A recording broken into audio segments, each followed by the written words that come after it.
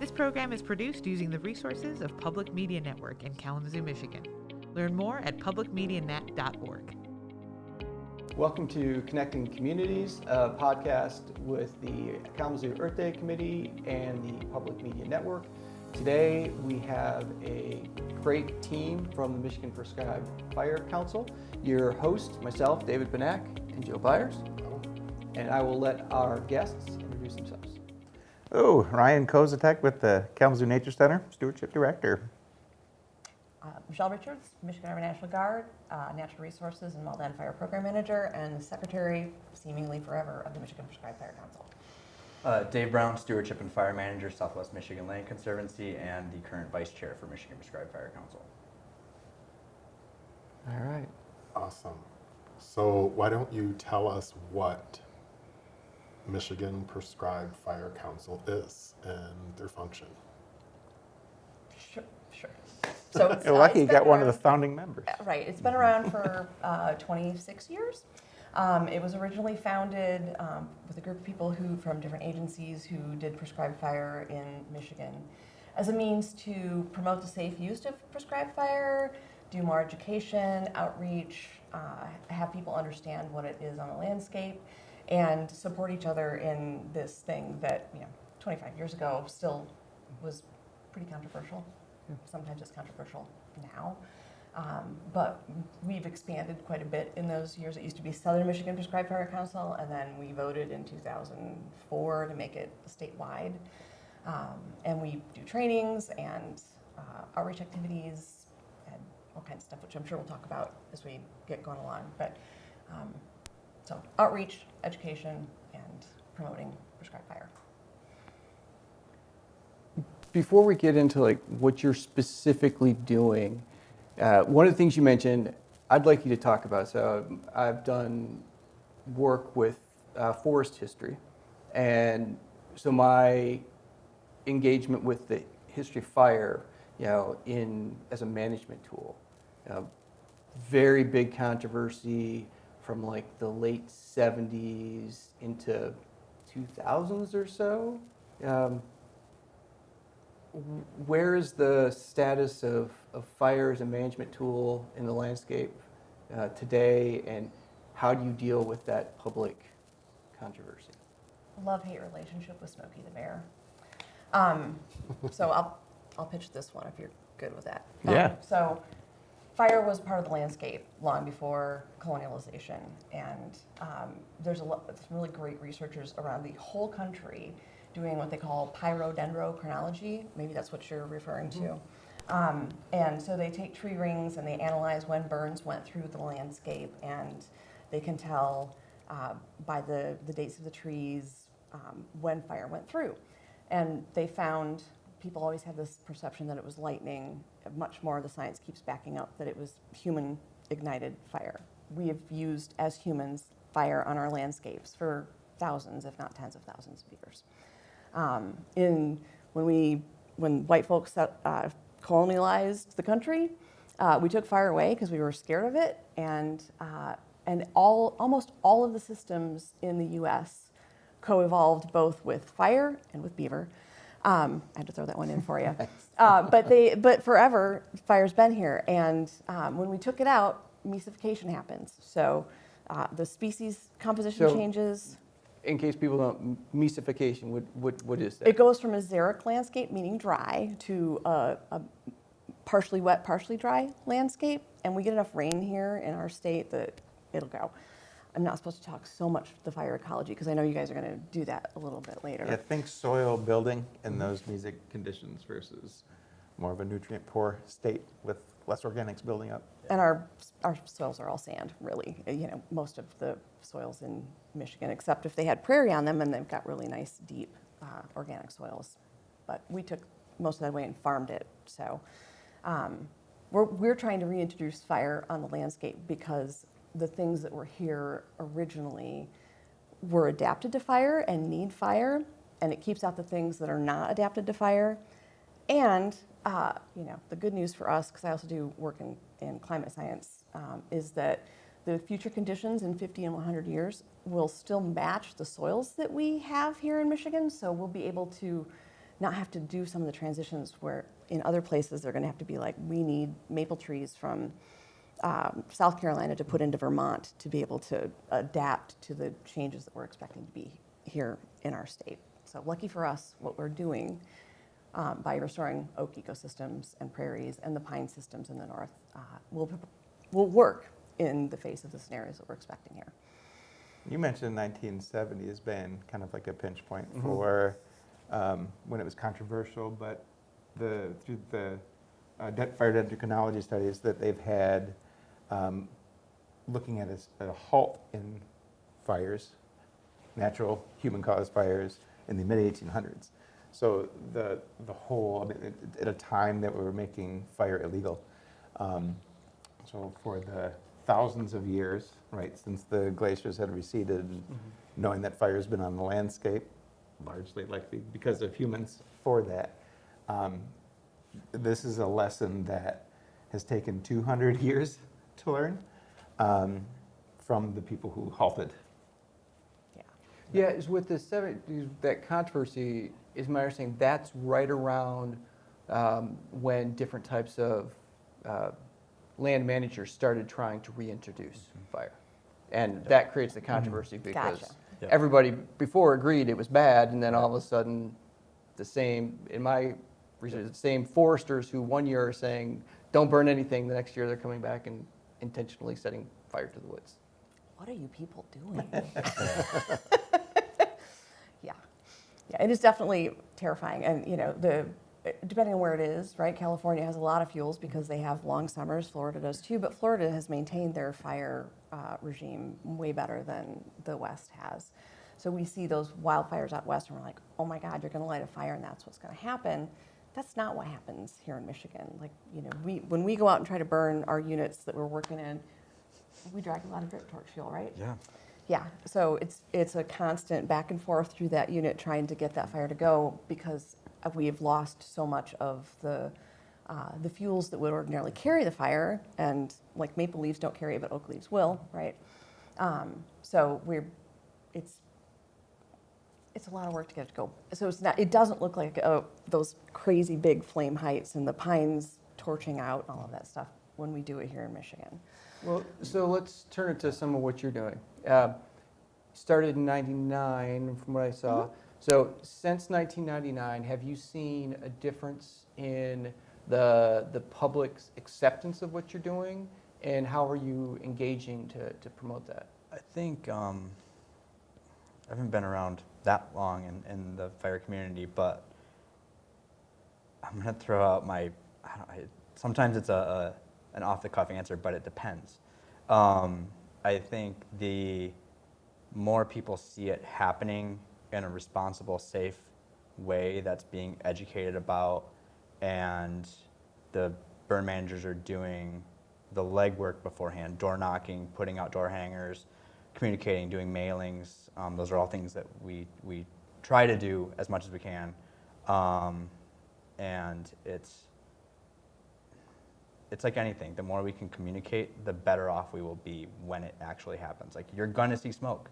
Smoke's okay for like a day, as opposed to seeing smoke for 6 months, 3 months. There's just like we're doing right now, like getting out there and telling people like there's gonna be some smoke. It's okay. We know what we're doing. We're highly trained. In fact, this is like, of all of the things that we dabble in, fire community is probably one of the most highly qualified group of people who stay on top of their skills. It's impressive to watch, actually. But I think, yeah, the comms to get out and get in front of things. It's regional too, right? Like, so southern Michigan is not as scary for people because, again, the fire behavior is way quieter. Northern lower, Mac Lake happened in 1980, and everybody's like, no, you know, and that was a lost prescribed fire. It wasn't just a, lightning strike and golly, there was a wildfire. But up in that area, see, I'm from Alpena, so and grew up in timber communities. Yep. There's still a living memory of forest fires. Mm-hmm. Yeah, my grandparents would tell me about like just out of control, terrifying fires. So it's not that far away in some places. And those are the areas where if you don't burn it regularly, that's what happens. You know, the Camp Grayling is up north. It's not under my jurisdiction, but like I have concerns. The fuel buildup in those units is huge. There's incendiaries firing. Like there's going to, you know, if we don't burn it, if we don't take the fuel out of that system on a regular basis, then you get wildfires and you get devastating behavior. If you burn it every 3 to 5 years and you take out all the stuff that's in the understory, you'll never get that crazy fire behavior. Yeah, I think fire suppression, buildup of unburned fuel. I mean, anything in that system is going to be the fuel. And over time, more of a chance of that catastrophic type wildfires going through. Yeah, what Dave was saying about the training, you know, it's not just a bunch of yahoos going out and throwing matches on the ground. Once you do it, you will always want to do it. I want to come watch. But you are welcome to You're come welcome. watch. Yeah, we have public information officers on many of our fires, and you know we're happy to have people come out and witness it because it helps get the word out, right? But we all train. Like you know, there's two sides. If there's the agency side, which is this crazy thing called incident qualification system and the National Wildfire Coordinating Group. From terrible fires that killed people, they want to make sure people do fire safely. And then we have, you know, the not-for-profit side and the other organizations. Michigan is lucky we have a certified prescribed burn manager law on the books that is now being implemented. So we do a lot of training. Like we do a lot of planning. Like you know, there's a huge plan written for every unit that we do that says, here's the weather that's the parameter, and here's the fuels that are going to be in here, and here's the resources we're going to have, the people and the equipment and all of that stuff. And if the parameters for that day don't line up, Ryan and I look at the weather every day, right, Ryan? That's right. Because it's very contingent upon those conditions. So, but Even in the winter, yeah. even in the winter. And back to Dave's point too about that, you know, person-to-person connection. It's not just even with the, you know, people in the neighborhood, but it's those who are signing off on your burn plan. So it could be, you know, the fire chief in the township or the city, municipality. You know, the layers of the discussions that we have amongst the fire community heavily are on how are you communicating about your fires? How are you, you know, bringing people into that space? We're doing things called burn-and learns where people can come out, you know, finding a fire that has a public information officer, keeping people safe, but are able to interpret that experience through, you know, either listening on the radio or watching it happen and having somebody say, it's going to be all right. And it's interesting because I work in all 9 counties of Southwest Michigan. That's our service area. And there are some places that we have burned for a long time that it's understood, people are used to it. Then we get a new preserve somewhere and we bring fire in after doing some management, and those first entry fires are, I've learned the hard way of like, okay, we need to go really spend man hours, human hours, knocking on doors and talking to people way beforehand, because we've been bitten by it, where it's like, oh yeah, let's go burn it. Okay, now we got neighbors, and we need to, you know, we didn't do our due diligence, and now we do. And again, a learning effort that I think we've all had those learning opportunities, we'll say, on our fires, and I think that's one thing. Again, like that's part of the training as well, right? Like we're constantly working to do better, and show a good face for what fire can be in Michigan. You mentioned Prescribed fire. looking for passion, right? Yes, prescribed. Not just crazy fire. Yeah. The thing that happened for me, I just posted about this recently, right? I worked for the Nature Center a long, long time ago, and I was working on the Asylum Lake assessment, and I read this paper on fire in the oak openings in Ohio, and I had printed it off, and I found it as I was going through my office. I printed it in 2000, and I was like, this would be good for Asylum Lake.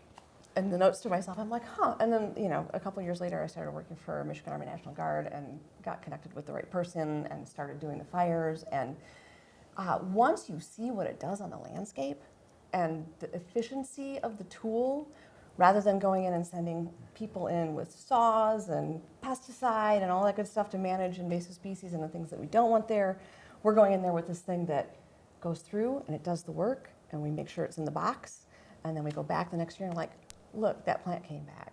Look, that animal came back. We've actually had species that were considered extirpated in the county show back up in our burn units because the habitat is there again. So it's a really powerful tool.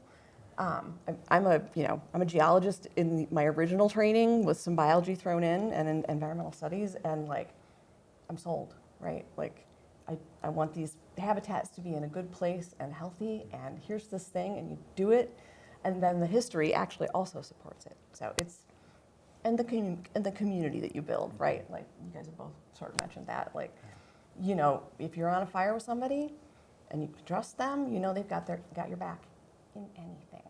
So it's good stuff. Yeah, so the tools, or you were saying with the fire, how the tools, clear out things that you don't necessarily want, but bringing back things. So one of the things you've mentioned oak openings and oak savannas a couple of times, and they are like the most biodiverse spaces, like from the Midwest down through, where they originally were. So that's, tell us more about some of the things that you've seen come back after a burn. Do you guys want to? I'm Well, dominating, so. I can start by helping to set that up too. And we talk about fire being a tool, but the reason why it is there is because it's a disturbance mechanism, and usually we think of disturbances as very negative, right? It's a change that either we weren't expecting or don't want. We like this kind of pretend like we like a stasis, right, where everything feels comfortable and the same. So to talk about things like a beaver shifted the landscape because there were flooding areas, and sometimes they can seem like something that we're not necessarily friendly to what we're trying to do as we set up our roads and infrastructures and things like that. But what fire does in this case is a disturbance. These habitats you mentioned, like the savannas or the prairies, they're known as like early successional habitats. And so succession is like if you go from a prairie to kind of a closed canopy forest, to say simply, without fire there working through and disturbing the landscape, then you get that transition. So all of a sudden, all of the plants that relied on more of an open canopy, more sunlight as a resource, they can't make it in that closed canopy system. But they've got a lot of amazing attributes, being able to kind of hide out in the soil for a while. Yeah, I'm trying to think. I think one of the things, a lot of our burn units are still pretty young in restoration at this point. So one thing that we're actively working on is doing better monitoring of our units, whether we're burning them or not. But fire being one of the most effective disturbance tools we can use. I mean, we can use a lot of other things, but also we don't have things that the landscape had. We don't have bison anymore. We don't have elk here anymore. So like, those are things that would have also been disturbance factors and potentially driven some of the herbaceous species in the region as well with fire in tandem. And one of the things that I think is really nice to walk through a ecosystem that's been burned multiple times, you start to see the understory pop back to life. It's like fireworks sometimes. Like you see forbs, you see tree regeneration, you see grasses and sedges, you see these things, and then you see wildlife actively using it and interacting with it, whereas before maybe they weren't there. Maybe the food source wasn't there that they like. I mean, you talk about deer hunters with mast deers with acorns and whatnot, but those critters also like savanna-like habitats, right? Like they like to be able to see through the areas to see the predator that may or may not be there. And so do we. I mean, we like that landscape in one way or another as well, freeing up those sight lines. So there's a lot of different aspects that come to savannas and opening light in these systems. There's a lot of other nuance that goes along with it as well, but that's, I don't know. There's nothing better than fireworks after a burn, I think. Like the forbs that come up. Yeah. So Virginia flax is one of the plants that showed back up at Fort Custer after we did some burning. I was gonna say, so what you're saying is great, but let's drill it down and like, what is one case in your experience that just made you excited because it worked so well? Right, so the 3 species that came back that we know of for sure, Virginia flax, the king rail, which is a bird, and the tiger spike-tailed dragonfly, all considered extirpated from Kalamazoo County, except for maybe the plant. Certainly wasn't at Fort Custer. When we run fire through those systems, like Dave said, it creates the habitat. Those animals want to come back. They've got the food source or the nesting place or the nectaring species that they needed. An interesting fight has been in those savannas. We have a barrens and a mesic prairie at Fort Custer. We've done so much management in it, and fire got pulled out of the system for some years because of politics and people being resistant to fire in my organization, and it all grew back into woodies. So, we've gone back in, bless Kansie's heart, with their crews and like cut stuff out and burned it some more and burn it some more. One of the lessons we've learned is don't do a first entry unless you can go back in the next year and probably the year after that and hopefully in 2 years after that, 3rd year. Why? Because if you don't keep putting fire through it, it turns back into the mesified, or lots of invasives will show up, or even the natives, like sassafras freaked out in our barrens because we didn't put fire back through it. So there's this, and again, it's a native species, but it's clonal, and boom, there's a whole bunch of sassafras. We have some areas that have too much oak regeneration happening in some of the areas where it's like, okay, it's an oak savanna or oak barrens, and it's, we're supposed to have light, and all of a sudden there's 30 black oaks per square foot, and it's like, okay, we got to do something about that, and fire would eventually knock that out too. I don't know. I think I'm trying to think of a time for your question. I think that, like, we talked about it a little bit beforehand, because you're going to have Mitch and Jesse and Mary on, and those 3 will be able to manage that very well, especially Jesse. And we were going to try to do more of the operational side of fire with you all, so like what it takes to put a fire on the ground. Is that? Yeah. Okay. And I do want to touch on what Dave said too. That's been kind of an important lesson. So it doesn't have to be a long time since something has been there for you to kind of see that, the result of an absence of fire. So Michelle mentioned the sassafras. I've got my own examples too, where we were able to make a lot of gains at some point. Maybe there was a grant out there that allowed a certain amount of funding that allowed us to get in there and bring back some of that habitat. And that goes away, and then you have to step out of the system, and it really doesn't take, I mean, it can take just 2 to 3 years for something to go back to where you started, and just the amount of importance of as a land manager, as a person building a relationship with those environments. It's really taught myself that it's not a date. We got to make these long-term commitments with these spaces, and that's when we learn these really deep, lessons that kind of comes from out of that too. So some of it is like we've got specific examples, but a lot of it is just really implied by the lessons that we've learned about keeping that in. There's a reason stewardship is in our job titles. Like, stewardship is what we do. We steward the landscape. We are here to be the current stewards of that ecosystem, of where we're working, that special place that we're a part of. And so it's like, we're not the first stewards, we're not the last stewards either. So we're the ones that to set the next stewards up for success as well, whoever that may be. And if we're learning anything right now, it's probably something that has been lost. to some Yeah, degree. yeah, right? totally. So when we want to do fire, right? Like there's, I mentioned earlier, there's a burn plan, and there's lots of pieces of that burn plan that go into it. There's the weather prescription, there's the people, the equipment, the qualifications depending upon who's doing the fire. And you know, it requires engines. So sometimes we have big old Type 6 fire engines that are real. They look like the fire engine maybe that you see at the fire department, like a pickup truck with a big pump on the back end of it. Sometimes they're little all-terrain vehicles with a 50-gallon pump on the back end of it that's far more. Or it's a quad with a 30-gallon tank on the back. Like, yeah.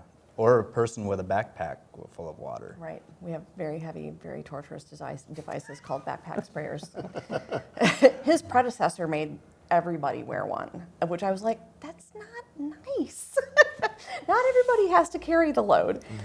We use hand tools a lot, right? So we'll write a plan for a unit. We pull it, we make a map, we say, this is the place that we're going to burn.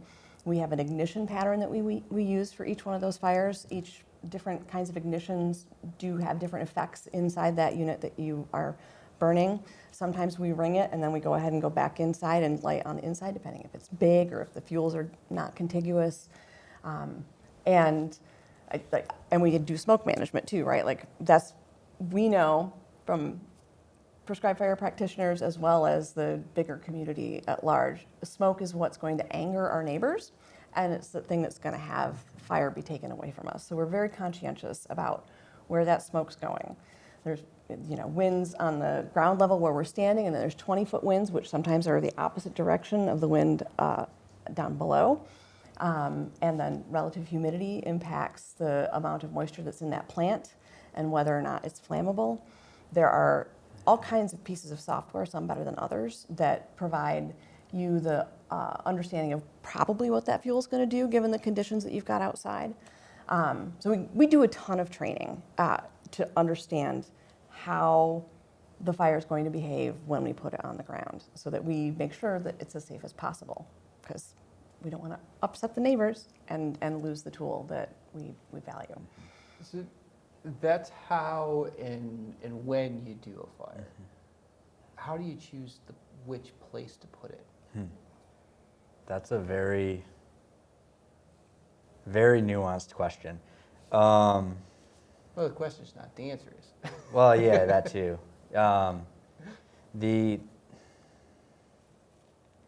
It all starts with what was there historically, at least for a lot of the ecosystems we work in, whether it's a remnant site that maybe didn't get tilled or tilled, farmed, or logged, soil disturbance wise. We have some sites that, the seed bank comes back and it's amazing.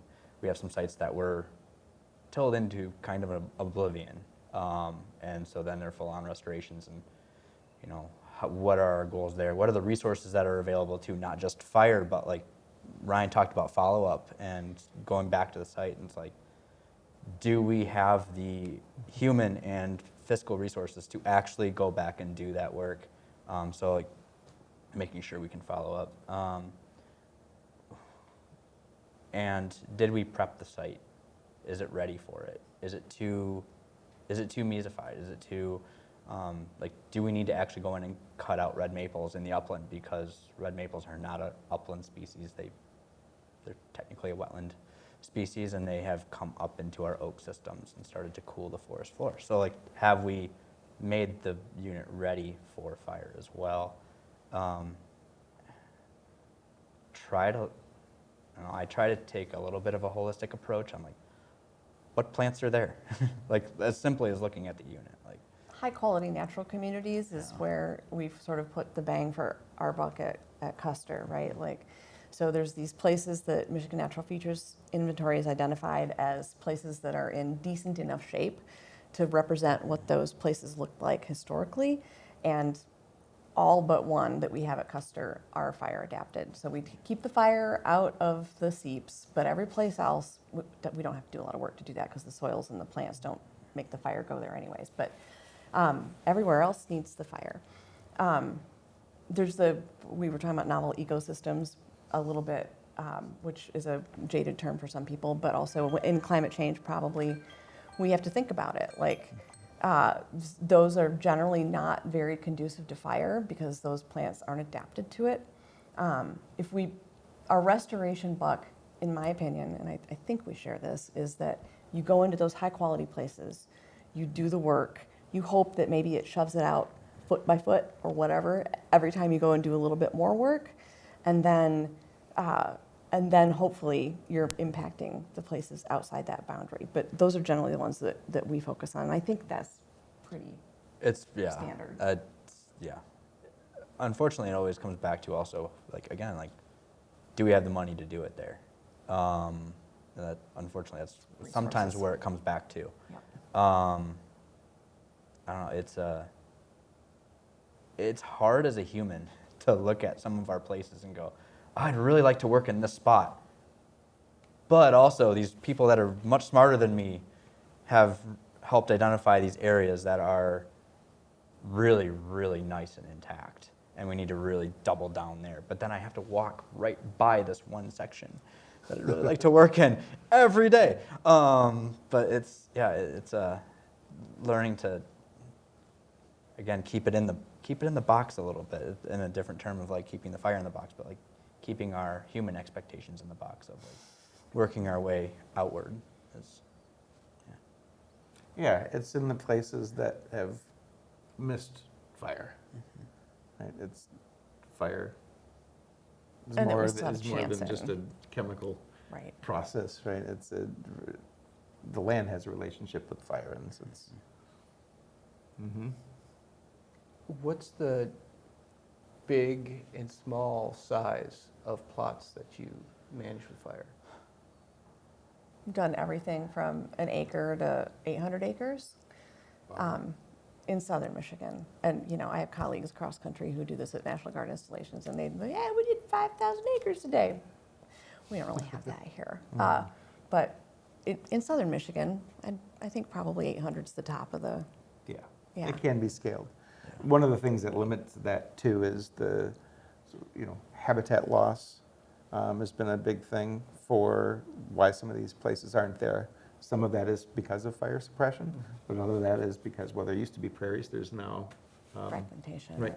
Yeah. settler landscapes in those areas, and where large landscape fires would have been the norm in some of these spaces, guided by some of the natural barriers, streams, and places that don't burn very well. Now we got to keep things in a very tight box, and it's what we're more limited by. So we've got to be flexible, be able to scale it from a garden to something like 800 acres.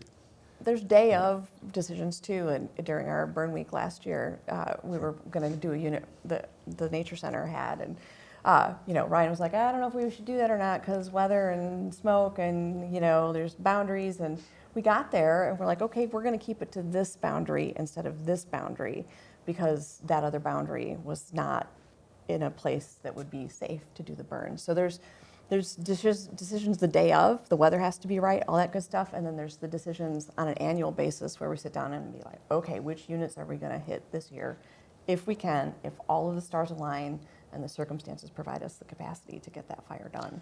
Also decisions mid-burn too. Right. We've shut burns down mid-burn sometimes. Yes, we have. And I think that's an important thing for people to understand is like, we'll shut them down if we need to. When we see weather patterns change, see the smoke doing things we don't want it to, even social problems have shut some down. So, but yeah. Does the Michigan Prescribed Fire Council only work with institutional and public property, or do you work with private landowners as well? We try to encourage private landowner burning. The Certified Prescribed Burn Manager program is going to help us get farther in that, I think. They're a hard audience to get to. We've spent a lot of time trying to figure that out. We go to them as much as we can, right? So conservation districts, working with NRCS, Pheasants Forever, Wild Turkey Federation, they have their hands more, the National Deer Association, like they have their hands more on the private land piece. We certainly encourage it, and we've offered training to private landowner groups. as you asked, like the historically piece, like NRCS is getting better at opening their arms to fire too. There's the Conservation Reserve Program, which has been kind of this frustrating place for a lot of people who are in it over the decades, because they're like, well, here, plant all this prairie stuff in your riparian buffer zones. However, you can't actually spend any of our money on burning it. So, but you should burn it, but we're not going to help you burn it because you have to have an NWCG certified burn boss to do the burn. So those doors are starting to open better now.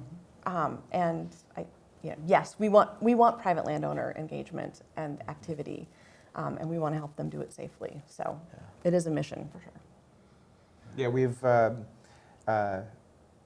the Nature Center does some for hire work out there, and we were at a point helping landowners do some burns on their in the backyards, whatever they needed to work with, wetland backyard. But there's a capacity issue. There's certainly more out there that needs to be done than can be done by the people who are currently doing it. Yeah. So the biggest goal that we have is finding it, those different ways to bring people into that space to learn how to do so safely. And yeah, that's my favorite thing, is bringing somebody in there. We've got to work with where we currently are to keep fire safe and to keep people happy and people signing off on our burn plans by jumping through all of the training hoops and the acronym training certifications and the things that allow us to get there now. We're finding ways to safely lower that bar and bring more people into that fire community. Is there a burn season for the work you do? When there's not snow on the ground. Every day's a burn day. I can hear Jack in the back of my head right now. Yeah. That's it. So it depends on what your objectives are, essentially, for that. So at a certain point, it was doing it only during the dormant seasons where we weren't harming as many things as we were told we were going to be harming. But then the plant community doesn't respond in a way that's beneficial to get some of those objectives. So might respond in a negative way outside of our management goals. Exactly. So Dave mentioned forbs or the wildflowers in there, and you can decrease the wildflowers you have in a plot and increase the grasses that you have in a plot, which can be more aggressive based on the time of year that you burn. And burning more in the dormant season leads to more of the grasses showing up, which is cascading effects and not being good for ground nesting birds and things like that too. So we have fought fights, right? Like species-specific people. There's the herpers, and then there's the entomologists who are a little less. The entomologists are more cognitively flexible than the herpetologist people, in my experience. I'm saying that out loud. Yes, I am. It's a balancing act, right? Like, my theme has been, when I do public presentations, I'm doing the best I can for as many as possible. And sometimes there are losers and sometimes there are winners. But if we don't put fire through there, everything's a loser. Those animals aren't going to have their habitat. The plants aren't going to regenerate. They're going to be shaded and squashed out by everything. So I think one thing with that too is, like, you were talking about choosing sites. When we choose a site, we're also trying to not burn necessarily, depending on what our management goals are, more than a third of that analog habitat at once. So we're leaving refugia, right. We're leaving refuge for critters to go to, or trying to put fire on the ground slower so that yeah, I wasn't going to say that, but yeah, more of a gentle fire, if you will, because not everything can fly away.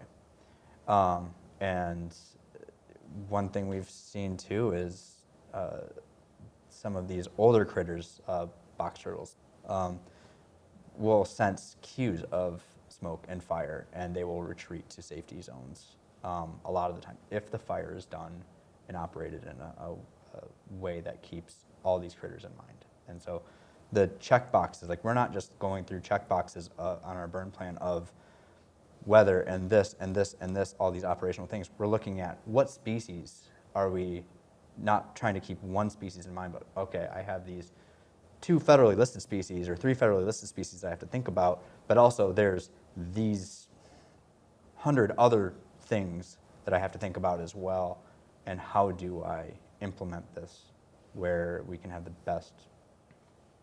best outcome for our management goals. We could be here all night. Yeah. I think that, every question you have, right, has several different answers, and a lot of them are, it depends with that. And I think, largely the primary goal of the Fire Council being there, well, number one, I wouldn't be burning without Michelle, and there's an introduction to that space. For me, it was going through, environmental degree, geography degree, getting a job at the Nature Center, and asking if I wouldn't mind being on a fire, which just kind of exploded my world and the possibilities. And my relationship changed and got deeper with that too. You never know when that's going to happen for someone in that space, and there's how many late night and extended conversations we can have. Fire Council's there to help kind of guide people through that, being able to ask those questions about getting there safely, and then showing people the path that might work for them to get to their fire dreams. During our burn week in September, the previous Grand Valley State University 130, 190 class, which is the basic firefighter training course, there's a student who was in there who got the message that we were doing this, and he messaged me. He's like, "Can I come to burn week?" He skipped class, but he's in that degree. Permission. He got permission from his professors to skip class, and that young man was lit, literally, except for not on fire, right? But he was so excited about what we were doing and how it works, and it's been my pleasure over my 22 years in this business of seeing so many people grow up. And that your predecessor in his position is in Washington, D.C., burning in the middle of Washington, D.C., right? Yes, it's very exciting to see people get the bug and continue the tradition and the practice.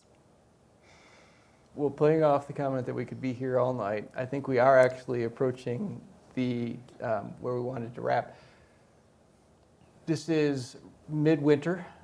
If people are interested in learning more about what you're doing, preparing their land for fire,